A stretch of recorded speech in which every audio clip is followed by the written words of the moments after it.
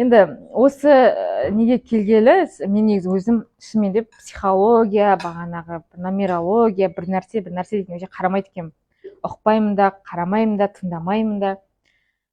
Осында қызым андай инурез болып балам, сосын не сөйлеу кішкене тежеліс бар баламда.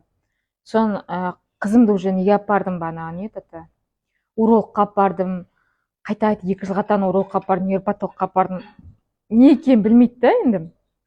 Заттан екен, бәрі нормально, все почкасын тексерді, бәрін тексерді. Отырдым да, сосын Айнаш жеңгем, мына кісі, мен туған жеңгем, сол кісі айтты да, бір Назерке дейтін бір кісі бар. Короче, ананы бәрін айтады саған, тек сразу бүйтіп ұстайды да, басынан 32 тамырдан ұстайды да, сосын бәрін түсіндіреді, не болып тұрғанын деді ғой.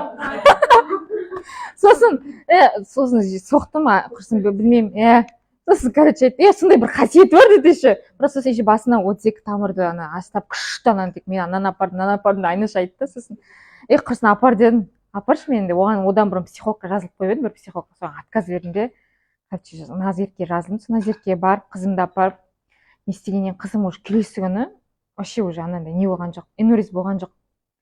Бір 4-5 күн сосын Назерке айтты, қалай сұрап қояды күн сайын, қалай, қызым негізі 12-де қазір, бұйыртса 13-ке толады. Сосын бана сөйтіп жүрмін, сосын айтты, аксис болып жатыр, сосын баяғы аксистен білмеймін ғой, Айнаштан сұраймын, осы кісі психология жағын оқитын. Ол зат Айнаш аксис дейді, оқып ал, күшті бол дейді, тек арзанға не істеп тұр, Малика оқып ал, күшті болады деп. Соған шынымен де былай қарасаң, кредитке полным кіріп келген адаммын.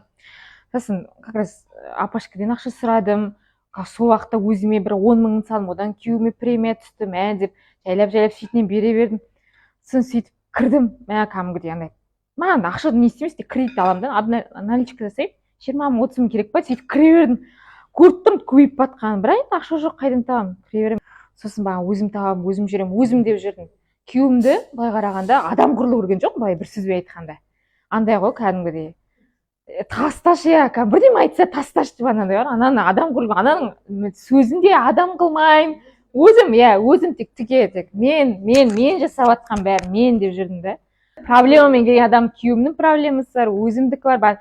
Сосын анандай күйеуім ақша алса, біреуден қарыз алса, құтырамен отырып, ертең қалай береміз, оны қалай төлейсің? Анандай күйеуім басында бізде бір долг болды, оны біреуге айтып ыңылдай бердім, одан кейін басқа долг қосылып, одан басқа долг, сөйтіп қарызға плотно кірдік кәдімгі. Сосын какой-то осында келдім, оқыдым, бәрін айт жасап, мынаны 20 рет айт, мынаны бәрін жасадым. Өзіме анандай не қойып аламын, бүгін таңертең осыны айтасың, қойып алам. Алла енді бір несін бере көр, бір ретін қайсы қайырлы дейсің, соны бере көр, мен барымша жасап жаттым деп. Соны, короче, үйде бір машина болып еді, ол машина вообще-то біз атам айдады, атам ауырып қалып, содан қайнағам айдайтын болды, ол қайнағам правасынан айырылды, содан, короче, күйеуіме тиді ол машина.